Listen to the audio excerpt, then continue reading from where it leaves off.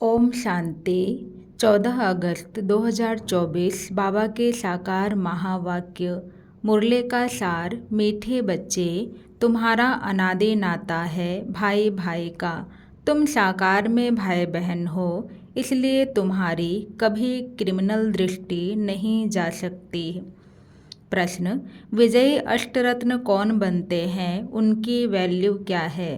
उत्तर: जिनकी मनसा में क्रिमिनल ख्यालात नहीं रहते, पूरी सिविल आई हो, वही अष्टरत्न बनते हैं, अर्थात कर्मातीत अवस्था को पाते हैं। उनकी इतनी अधिक वैल्यू होती, जो किसी पर कभी ग्रहचारी बैठती है तो उसे अष्टरत्न की अंगूठी पहनाते हैं। समझते हैं इससे ग्रहचारी उतर जाएगी। अष्टरत्न बनने वाले दूरादेशी बुद्धि होने के कारण भाई भाई की स्मृति में निरंतर रहते हैं। ओम शांति। रूहानी बच्चे जानते हैं उन्हों का नाम क्या है? ब्राह्मण। ब्रह्मा कुमार और ब्रह्मा कुमारियाँ ढेर हैं। इससे सिद्ध होता है यह एडॉप्टेड चिल्ड्रेन हैं, क्योंकि एक ही बाप के बच्चे हैं तो जरूर एडॉप्टेड हैं। तुम ब्रह्मा कुमार कुमारियाँ ही एडॉप्टेड चिल्ड्रेन हो। बहुत चिल्ड्रेन होते हैं, एक होते हैं प्रजापिता ब्रह्मा के और एक होते हैं परमपिता परमात्मा शिव के। तो जरूर उन्हों का आपस में कनेक्शन है, क्योंकि उनके हैं रूहानी बच्चे और इनके हैं जिस्मानी बच्चे। अगर उनके हैं तो जैसे भाई भाई हैं। प्रजापिता ब्रह्मा के साकार भाई बहन हो जाते हैं। भाई बहन का क्रिमिनल नाता कभी होता नहीं। तुम्हारे लिए भी आवाज़ होता है ना कि यह सबको भाई बहन बनाती हैं, जिससे शुद्ध नाता रहे, क्रिमिनल दृष्टि न जाए। सिर्फ इस जन्म के लिए यह दृष्टि पड़ जाने से फिर भविष्य कभी क्रिमिनल दृष्टि नहीं पड़ेगी। ऐसे नहीं कि वहाँ भाई बहन समझते हैं, वहाँ तो जैसे महाराजा महारानी होते हैं वैसे ही होते हैं। अब तुम बच्चे जानते हो हम पुरुषोत्तम संगम युग पर हैं और हम सब भाई बहन हैं। प्रजापिता ब्रह्मा नाम तो है ना। प्रजापिता ब्रह्मा कब हुआ था यह दुनिया को पता नहीं है। तुम यहाँ बैठे हो, जानते हो हम पुरुषोत्तम संगम योगी भी के हैं। अभी इसे धर्म नहीं कहेंगे, यह कुल की स्थापना हो रही है।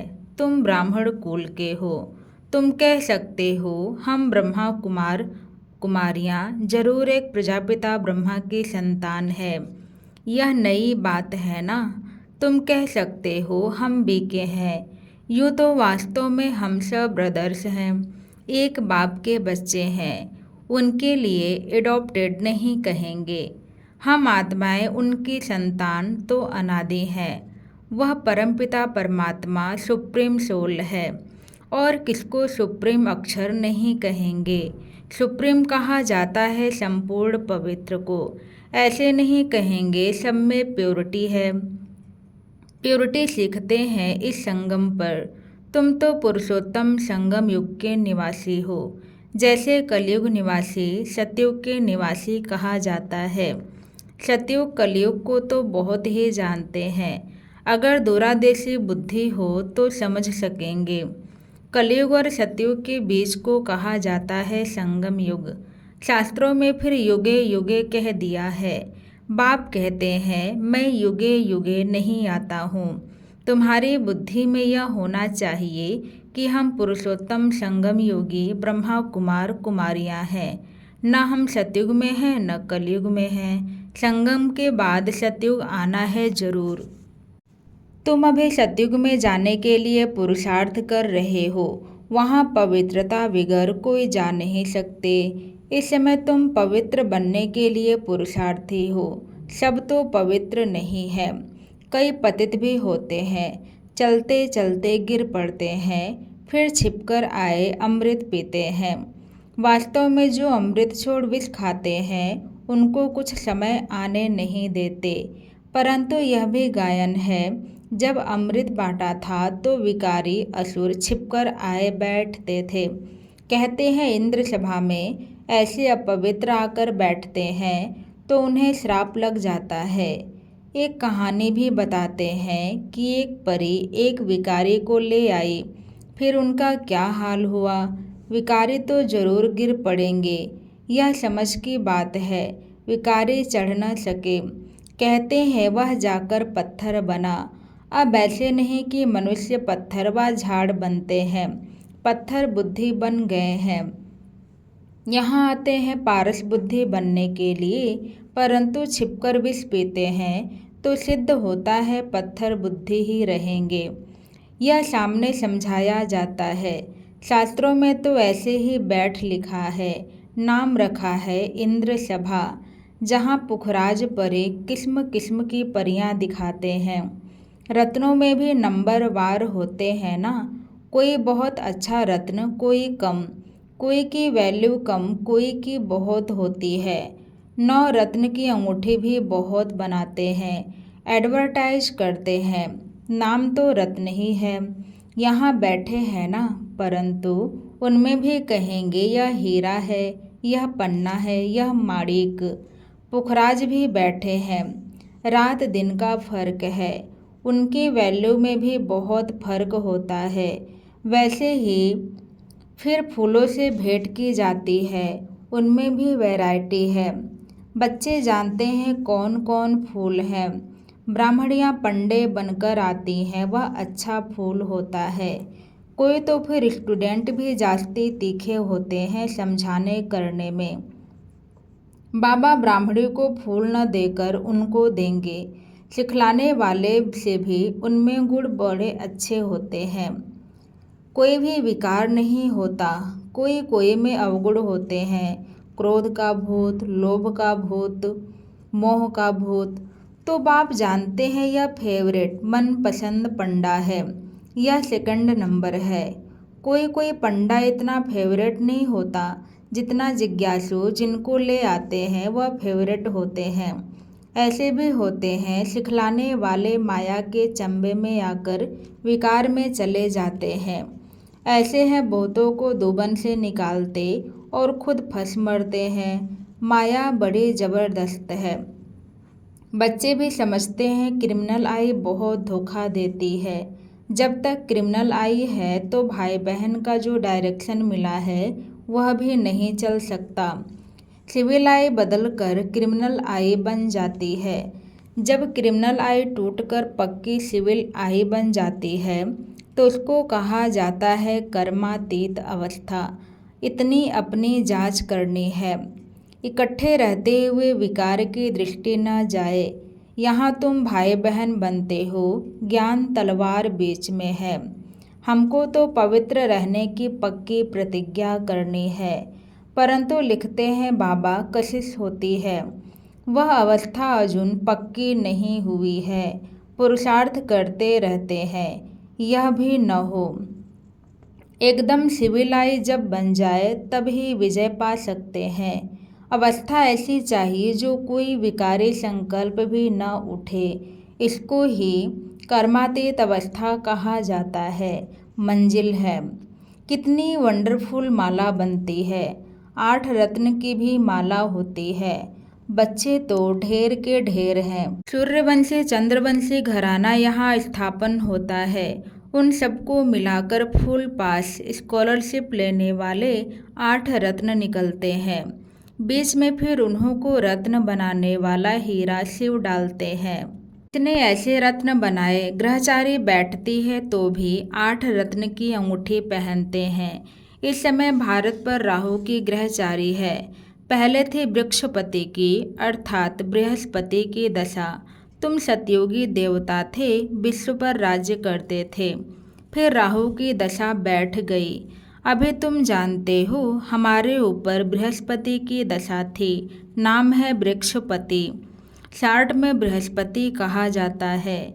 हमारे पर बरोबर बृहस्पति की दशा थी, जबकि हम विश्व के मालिक थे। अभी राहु की दशा बैठी है, जो हम कौड़ी मिसल बने हैं। यह तो हर एक समझ सकते हैं, पूछने की भी बात नहीं है। गुरुओं आदि से पूछते हैं इस इम्तहान में पास होंगे। यहाँ भी बाबा से पूछते हैं हम पास होंगे। कहता हूँ अगर ऐसे पुरुषार्थ से चलते रहे तो क्यों नहीं पास होंगे, परंतु माया बड़ी प्रबल है, तूफान में ला देगी। इस समय तो ठीक है, आगे चल तूफान बहुत आए तो। अभी तुम युद्ध के मैदान में हो, फिर हम गारंटी कैसे कर सकते हैं। आगे माला बनाते थे, जिनको 2-3 नंबर में रखते थे वह है नहीं, एकदम कांटा बन गए। तो बाप ने कहा ब्राह्मणों की माला बन नहीं सकती है, युद्ध के मैदान में है ना। आज ब्राह्मण कल शूद्र बन जाएंगे। विकार में गया गोया शूद्र बना। राहु की दशा बैठ गई। बृहस्पति की दशा के लिए पुरुषार्थ करते थे, वृक्षपति पढ़ाते थे। चलते चलते माया का थप्पड़ लगा, फिर राहु की दशा बैठ गई, ट्रेटर बन पड़ते हैं। ऐसे सब जगह होते हैं।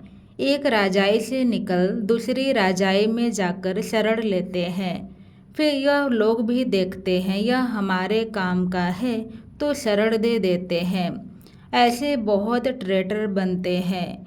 एरोप्लेन सहित जाकर दूसरी राजाई में बैठते हैं, फिर वो लोग एरोप्लेन वापस कर लेते हैं, उनको शरण दे देते हैं। एरोप्लेन को थोड़े ही शरण लेते, वह तो उनकी प्रॉपर्टी है ना, उनकी चीज़ उनको वापस कर देते हैं।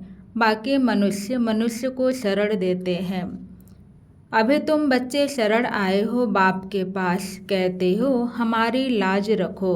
द्रौपदी ने पुकारा कि हमको यह नंगन करते हैं, पतित होने से बचाओ। सतयुग में कभी नंगन नहीं होते, उनको तो कहते ही हैं संपूर्ण निर्विकारी। छोटे बच्चे तो होते ही हैं निर्विकारी, यह गृहस्थ व्यवहार में रहते संपूर्ण निर्विकारी रहते हैं। भले स्त्री पुरुष साथ रहते हैं तो भी निर्विकारी रहते हैं।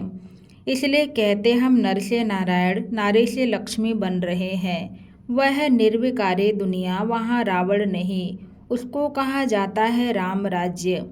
राम शिव बाबा को कहा जाता है। राम नाम जपने का अर्थ ही है बाप को याद करना। राम राम जब कहते हैं तो बुद्धि में निराकार ही रहता है। राम राम कहते हैं सीता को छोड़ देते हैं, वैसे श्री कृष्ण का नाम लेते हैं राधे को छोड़ देते हैं। यहाँ तो बाप है ही एक, वह कहते हैं मामेकम याद करो।